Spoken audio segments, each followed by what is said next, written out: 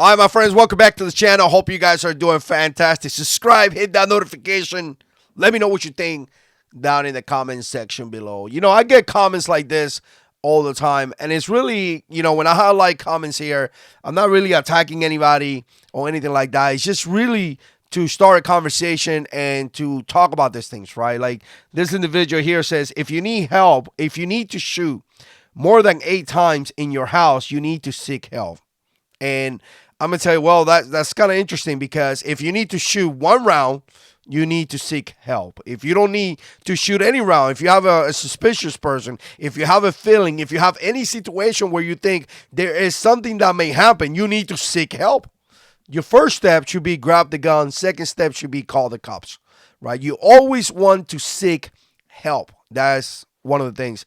But I always think about this, and it says 8 times. If you need to shoot more than 8 times, I can't remember exactly in what video was this. I got way too many videos, but I was thinking about this, and I was like, how do you know how many rounds you're gonna shoot?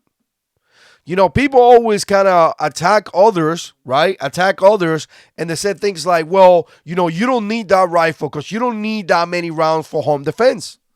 So I think to myself, well, how do you know the future? How do you know how many rounds you're going to use? How do you know in what kind of situation you're going to be? It will make sense to me to prepare for the worst. And I'm going to tell you, as a United States Marines, as a guy that went to combat, we always prepare for the worst. We had a worst situation that was brief, and then we had a most likely situation that would happen. And that most likely situation that may happen may be different for you and me because that is based on maybe different locations, right? You may live in a neighborhood that is really nice, really fancy, a lot of, private security or something. Maybe you have bodyguards like these politicians, and you most likely won't need, to carry that many rounds. But if you live in a bad neighborhood, you may need a little bit more firepower because crime is constantly happening, right? So again, it's kind of interesting when you get those questions because people always ask that. So I found this article right here. I believe it was from Lucky Gunners, and it says in the overwhelming majority of incidents where an armed civilian fires shots in self-defense, probably 70 to 90% of them are able to resolve the situation with 3 to 4 rounds, right? So according to this article right here, 70 to 90%, so maybe 7, 8, 9 times out of 10, you're going to be able to resolve that with 3 to 4 rounds. All right, so maybe you carry a revolver, 5 rounds. You'd be more than enough. But remember, this is 70 to 90%, so there is that 10%. There is that 10%. You know what I remember when I saw that 10%? I remember when I had back surgery. Real quick, I don't want to get sidetracked. But I remember that I have severe issues in my back. I still do into this moment years and years later. And the surgeon told me, well, there's a 10% of people that go through what you go through. And I was like, how lucky I am. I'm part of the 10%. So, and again, you know what? Nowadays, I know God had a plan for me. I know his plans for me was for me to get out of the Marine Corps.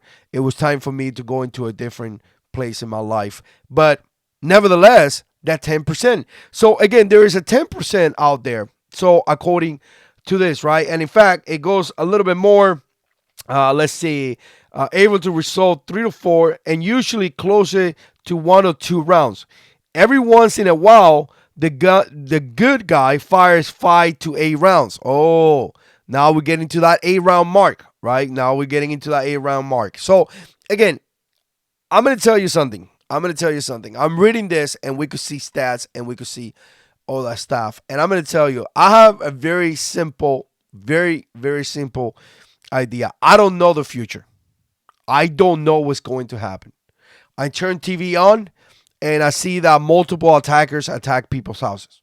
I just saw, somebody try to murder a justice, a Supreme Court justice. I see people rioting in his house. I saw BLM destroying cities and burning cities down to the ground. I saw them killing police officers. I saw them killing many minority. Interesting how, minorities. And now we see them buying beautiful houses, sidetrack. But It is what it is. I see crime happening every day, so I don't not going to prepare for the 3 to 4 rounds. I like to prepare a little bit above, a little bit more. I like to prepare for the worst situation, right? And here's another point that I'm going to make, and maybe this helps some of you guys or not. You want to have some kind of advantage over the bad guy.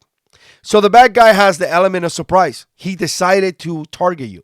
He looked at you, he watched you, he decided that you were a target that he could take over, right? They don't attack people that they're not going to, take over, right? They don't, if they consider you a strong target, they're kind of going to back out. For whatever reason, they consider you a weak target or a soft target, and they attack you in that particular situation. So they have an advantage over you. They have that element of surprise. You don't really have too many advantages. But if you have a better setup than him, that may give you an advantage. So, yeah, once I'm going to prepare for the worst situation ever. Two, I'm going to try to have a better gun than the bad guy so I have higher chances to survive and protect my family. And again, I don't mean to be mean. I'm not harassing anybody or anything like that. That's not the point of this video. It's just sometimes when you see something like this, if you need more than 8 rounds, you got to be careful with that because you just don't know the future, right? You just don't know the future. And in my experience and knowing from combat operations and all that stuff, we always prepare for the worst.